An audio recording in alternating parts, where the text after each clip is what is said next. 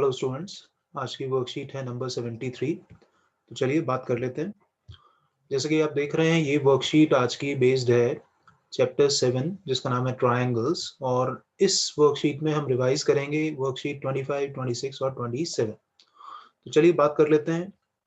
सबसे पहले ये देखिए, फिल इन द ब्लैंक्स हैं यहाँ पर, तो फटाफट देख लेते हैं क्या है।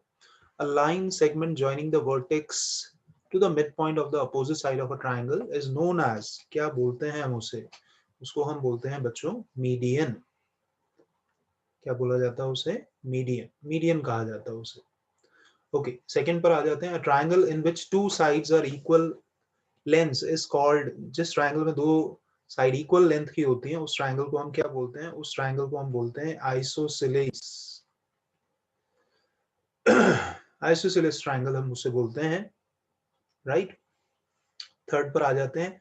Dash is the longest side among all the side of a right angle triangle. तो राइट एंगल ट्रायंगल में जो लॉन्गेस्ट साइड होती है हम जानते हैं वो होती है हाइपोटेन्यूज। तो इसका आंसर होगा हाइपोटेन्यूज। और फोर्थ में हम देखेंगे each angle of an equilateral triangle is of. हम जानते हैं इक्विलेटरल ट्रायंगल के सारे एंगल इक्वल होते हैं और हर एंगल की जो डिग्री मेजर होती है वो होती है 60 डिग्री। राइट बच्चों, तो ये तो हो गए हमारे फिल इन द ब्लैंक्स। बढ़ते हैं नेक्स्ट क्वेश्चन की तरफ। नेक्स्ट क्वेश्चन क्या है हम देख लेते हैं। इसमें लिखा हुआ है, in a right angle triangle ABC, angle B जो है वो 90 डिग्री है, तो इसमें से कौन सा ट्रू है? हम ये जानते हैं कि अगर हमारे पास एक राइट एंगल ट्रायंगल होता है तो उसमें पाइथागोरस थ्योरम अप्लाई होती है, राइट बच्चों। और पाइथागोरस थ्योरम ये कहती है कि हाइपोटेन्यूज का स्क्वायर जो होता है वो बाकी दो साइड के स्क्वायर के सम के इक्वल होता है। तो यहाँ पर एंगल बी अगर जो है वो 90 डिग्री है तो एंगल बी के जो अपोजिट साइड होगी, जो एसी है, वो हाइपोटेन्यूज है। तो इसका मतलब एसी का जो स्क्वायर है वो बाकी दो साइड के सम के स्क्वायर के इक्वल होगा, राइट। तो यहाँ हो जाएगा a b square plus b c square बच्चों। तो कौन सा ऑप्शन आपका करेक्ट है? ऑप्शन बी जो है वो आपका करेक्ट है इसमें। बढ़ते हैं नेक्स्ट क्वेश्चन की तरफ। नेक्स्ट क्वेश्चन क्या है? How many maximum altitudes does a triangle have? एक ट्रायंगल्स के कितने एल्टीट्यूड हो सकते हैं? मैक्सिमम कितने एल्टीट्यूड हो सकते हैं? अब एल्टीट्यूड क्या होता था आपको याद होना चाहिए कि अगर हम एक ट्रायंगल में एक वर्टेक्स से अपोजिट साइड पर परपेंडिकुलर ड्रॉ करते हैं, जैसे हम ए से बीसी पर परपेंडिकुलर ड्रॉ करेंगे, तो ये जो एडी है ये हमारा एल्टीट्यूड है। तो इस तरह से हर वर्टेक्स से हम अपोजिट साइड पर एक एल्टीट्यूड ड्रॉ कर सकते हैं, इसको हम बोल देते हैं बीई। और इसी तरह से सी से भी हम ए बी पर एक एल्टीट्यूड ड्रॉ कर सकते हैं, इसको हम बोल देते हैं सी एफ। तो कितने एल्टीट्यूड हो सकते हैं एक ट्रायंगल में? तो इसका करेक्ट आंसर है 3। बढ़ते हैं नेक्स्ट क्वेश्चन की तरफ। नेक्स्ट क्वेश्चन है, हमारे पास एक राइट एंगल ट्रायंगल है जिसमें एंगल बी जो है 90 डिग्री है, बीसी हमें गिवन है, एसी हमें गिवन है, तो हमें ए बी की लेंथ बतानी है। बहुत ही इजी क्वेश्चन है। तो पहले तो आप देख लें, एक रफ हम स्केच बना लेते हैं, यहाँ पर रफ डायग्राम बना लेते हैं ट्रायंगल का। और इस ट्रायंगल में एंगल बी जो है बच्चों वो 90 डिग्री है। ऑब्वियसली अगर एंगल बी जो है वो 90 डिग्री है हमारा, तो एसी जो है हाइपोटेन्यूज हो जाएगा, ठीक है ना। अब बीसी हमें गिवन है, बीसी जो है वो 3 सेंटीमीटर है हमारे पास, और एसी जो है 5 सेंटीमीटर है। तो हमें ए बी की वैल्यू फाइंड करनी है। तो इसमें पाइथागोरस थ्योरम हम लगा देंगे। तो पाइथागोरस थ्योरम लगाएंगे तो उसके अकॉर्डिंग एसी का स्क्वायर जो है वो इक्वल हो जाएगा a b square plus b c square. अब एसी की वैल्यू हमें दिख रही है, एसी की वैल्यू कितनी है 5, तो 5 का स्क्वायर। ए बी हमें नहीं पता है तो यहाँ हमने लिख दिया ए बी स्क्वायर, और बी सी जो है वो 3 है तो 3 का स्क्वायर। अब 5 का स्क्वायर हो गया 5 इंटू 5 25, ये हो गया हमारे पास ए बी स्क्वायर, और 3 का स्क्वायर होता है 3 इंटू 3 9। अब 9 को शिफ्ट कर देते हैं हम लेफ्ट साइड में, तो 25 माइनस 9 इज इक्वल्स टू हो गया ए बी स्क्वायर बच्चों। और 25 माइनस 9 कितना होता है 16, और ये हो गया हमारे पास ए बी का स्क्वायर। तो अब ए बी की वैल्यू कैसे आएगी? 16 का स्क्वायर रूट कर देंगे तो हमारे पास ए बी की वैल्यू आ जाएगी। और 16 का स्क्वायर रूट क्या होता है बच्चों? 4 होता है। तो इसका मतलब हमारे पास ए बी की वैल्यू आ जाएगी 4 सेंटीमीटर। तो हमारा ऑप्शन ए जो है बच्चों वो करेक्ट है। बढ़ते हैं नेक्स्ट क्वेश्चन की तरफ। नेक्स्ट क्वेश्चन क्या है? In a triangle we join a vertex to the point on the opposite side which divides the side in the ratio 1:1।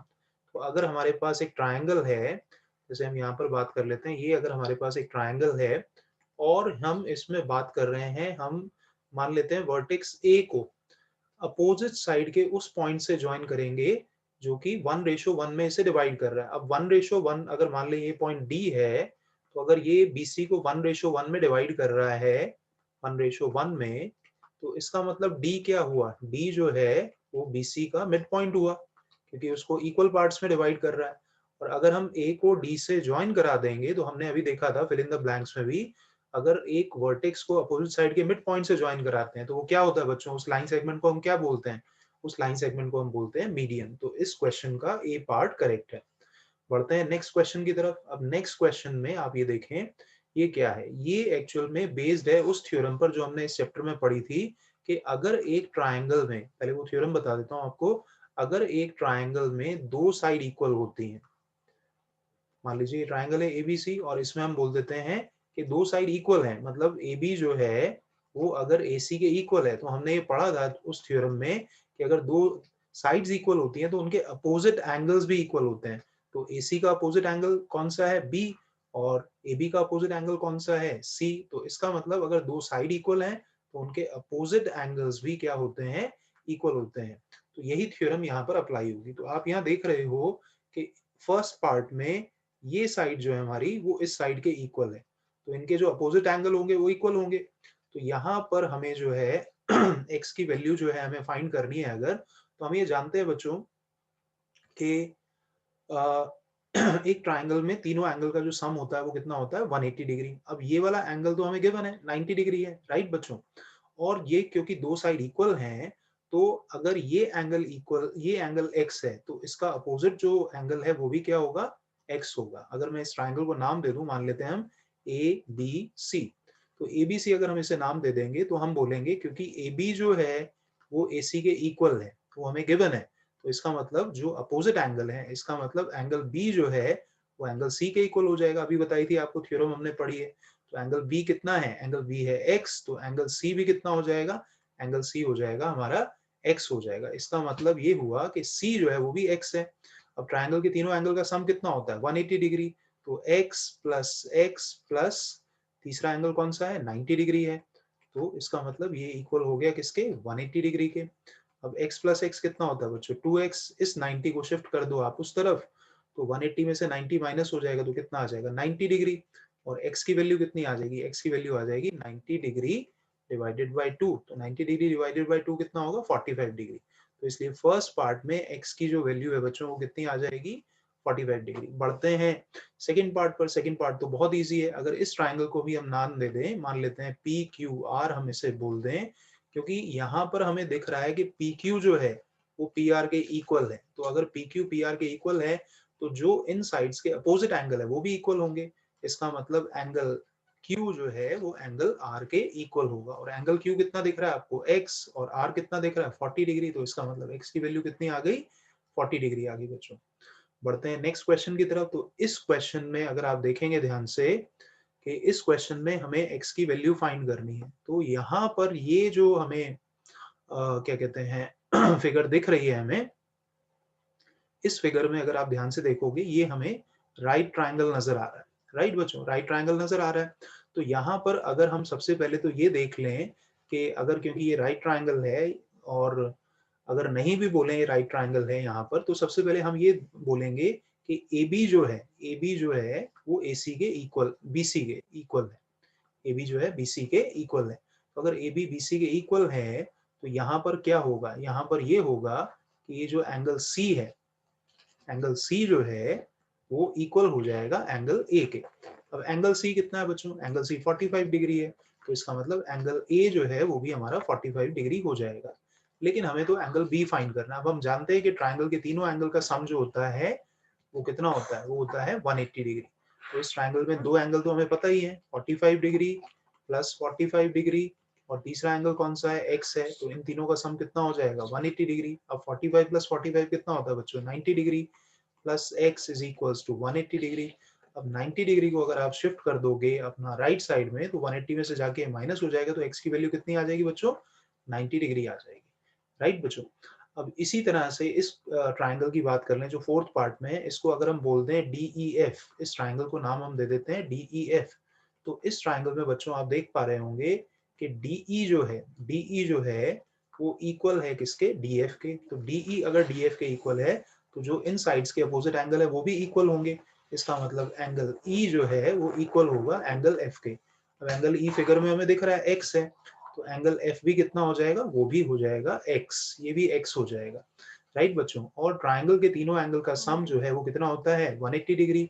तो एंगल x प्लस 100 डिग्री, इन तीनों का सम हो जाएगा 180 डिग्री। अब x प्लस एक्स होता है 2x, 100 को आप शिफ्ट कर दो राइट साइड में, तो 180 में से जाके वो माइनस हो जाएगा, कितना हो जाएगा 80 डिग्री। तो x की वैल्यू आ जाएगी 80 डिग्री बाई 2, 80 डिग्री बाई 2 कितना होता है 40 डिग्री। तो यहाँ पर x की वैल्यू कितनी आ गई हमारे पास 40 डिग्री। आई होप क्लियर है ये। बढ़ते हैं नेक्स्ट की तरफ। नेक्स्ट देख लेते हैं। इसमें हमें दिया हुआ है PQR राइट एंगल ट्राइंगल है एट Q, मतलब Q जो है वो 90 डिग्री है और हमें PQ की लेंथ गिवन है, PR की लेंथ गिवन है, हमें QR की लेंथ जो है बच्चों फाइंड करनी है। तो सबसे पहले हम एक ट्राइंगल बना लेते हैं और उसको नाम दे देते हैं PQR, और ध्यान रखेंगे इसमें एंगल Q जो है वो है 90 डिग्री। तो ये हो गया हमारा P, ये हो गया Q और ये हो गया R, और एंगल Q जो है वो है हमारा 90 डिग्री। अब इसमें बोला है PQ जो है वो 35 सेंटीमीटर है, PQ 35 सेंटीमीटर, और PR जो है वो है हमारा 37 सेंटीमीटर। तो हमें QR की लेंथ निकालनी है। तो इसमें पाइथागोरस थ्योरम अप्लाई होगी क्योंकि राइट एंगल ट्राइंगल है। तो हम यहाँ पर बोल देंगे कि PR, क्योंकि हाइपोटेन्यूज कौन सा होगा जो Q के 90 डिग्री के अपोजिट है, तो यहाँ पर हम बोल देंगे PR का square is equals to PQ square plus QR square. क्यों है ऐसा, पाइथागोरस थ्योरम की वजह से। तो यहाँ पर लिख देंगे 37 का स्क्वायर, PQ कितना है 35 का स्क्वायर और प्लस QR स्क्वायर। अब आप क्या करें 35 के स्क्वायर को शिफ्ट कर दें आप कहाँ पर, आप राइट साइड में शिफ्ट, लेफ्ट साइड में शिफ्ट कर दो, तो ये हो जाएगा 35 का स्क्वायर, राइट। अब देखो आसान सी चीज आपको बताता हूँ, इनके स्क्वायर करने की जरूरत नहीं है, आप फॉर्मूला लगाओ a square minus b square का। तो a square minus b square का क्या फॉर्मूला होता है, a minus b into a plus b. इससे कैलकुलेशन आपकी आसान हो जाएगी, राइट बच्चों। तो ये हो गया QR का स्क्वायर। अब 37 में से 35 माइनस होंगे तो 2, और 37 में आप 35 ऐड कर दोगे तो आएगा आपके पास 72, राइट बच्चों। और अब आप देखो ये हो जाएगा 144, ये हो गया QR का स्क्वायर। और आपको पता है कि QR की वैल्यू कैसे आएगी 144 का स्क्वायर करके, और 144 का स्क्वायर रूट अगर आपको आता है, आना चाहिए, 9th में आ गए अब आप, तो 12 इंटू 12 होता है। तो QR की वैल्यू कितनी आ जाएगी बच्चों, हम यहाँ बोल देंगे therefore QR is equals to 12 centimetre. तो आई होप आपको ये समझ आ गई ये वर्कशीट, और काफी इजी ये वर्कशीट थी। आई होप आप इसी तरह से प्रैक्टिस करते रहेंगे, और मिलते हैं आपसे नेक्स्ट वीडियो में। तब तक के लिए बाय एंड थैंक यू।